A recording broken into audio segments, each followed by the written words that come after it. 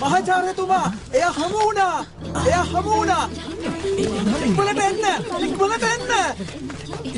අර තියන්නේ.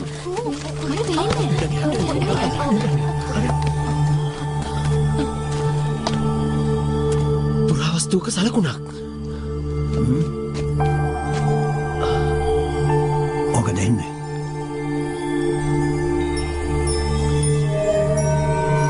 ගවේෂණය සාර්ථකයි. ඉතිහාසගත වෙන්නේ.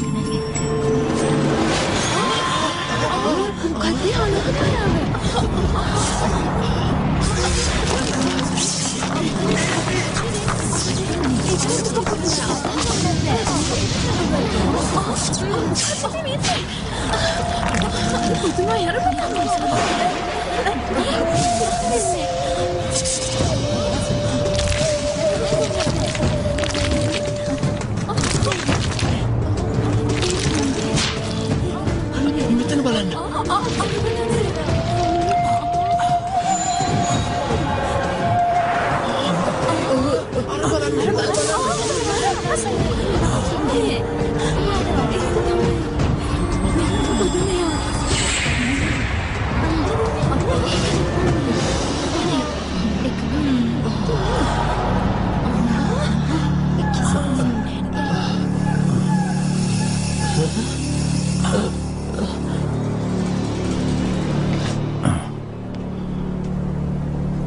ඇත්තටම මොකක්ද සිදුවුනේ?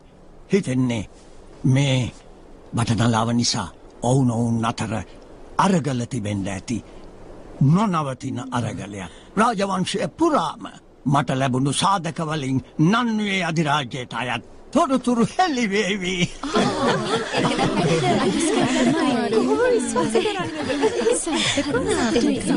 ලැබීම භාග්‍යයක්.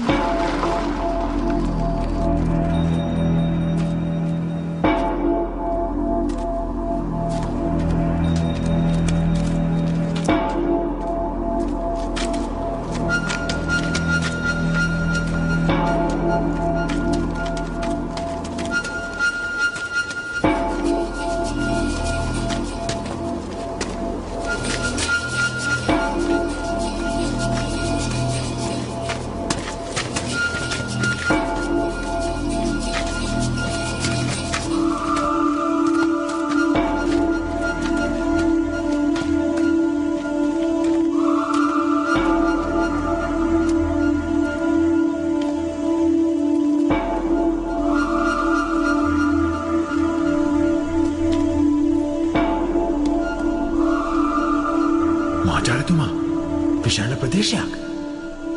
ඔව් මටත් එහෙම හිතෙනවා. අපි මුවාවරණ ඉවත් කරලා සෝදිසි කරමු.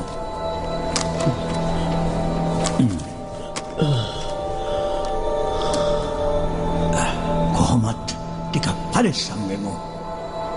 මේ තමයි නන්වේ අධිරාජ්‍යයේ සොහොන් කැබ. එදා හදිසියෙම සිද්ධ වුණු දේ ඔබ දෙදෙනා සියසින්ම දුටුව නේද? මම ඒකන බලන්නම්. ගැටලුව කෙන එකක් නැහැ. ඕකටත් පරිස්සමෙන්. නන්වේ රාජධානි සමය හරිම ගුප්තයි. සංස්කෘතික වශයෙන් ස්වර්ණමය යුගයක් සනිටුහන් කළා. පසුව කෙමෙන් පරිහානිය කරා ගියා. එය සංවර්ධිත ශිෂ්ටාචාරය. කිසිදු අධිරාජ්‍යයකට අභියන්න බැරි වුණා. එය තවම මටත් ප්‍රහෙලිකාවක්. ඒ නිසයි අපි පරිස්සම් විය යුත්තේ. හරි. මම ඉදිරියෙන් ඔය දෙන්න පසුපසින්. හරි. අපි යමු.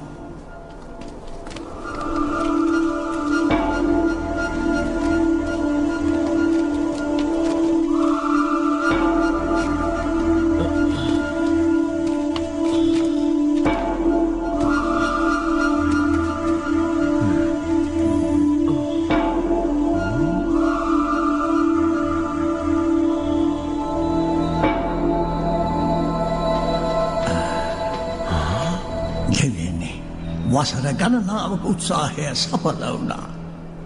එහෙනම් එය හමු වුණා. පුරාණ නන්වේ අධිරාජ්‍යයේ රහස් සැඟ වූ භූමිය. ඔබට මේ ගැන කොහොමද දැනෙන්නේ? බාහිර පරිසරයට වැඩි වෙනසක් නැහැ. ගැඹුරු ආවාටයක්. අපහසුවකින් තොරව හුස්ම ගැනීමට හැකිවන පරිදි මේ විවරය තුළට වාතය ලබා ගැනීමට පහසුවක් ලෙසයි මෙසේ කරන්න ඇත්තේ. අසහාය නන්වේ ජනතාව වසර 3500කට පෙරත් නාගරීකරණය වෙලා. තව ටිකක් ඇවිදලා තොරතුරු සොයමු. හොඳයි.